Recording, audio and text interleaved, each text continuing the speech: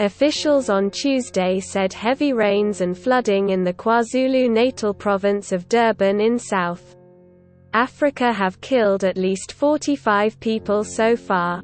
South Africa has deployed its military to Durban and the surrounding area to assist in rescue operations. There are still cases of collapsed buildings where operations are still continuing. Emergency Services spokesman Robert McKenzie said, "Subscribe to the channel for more news."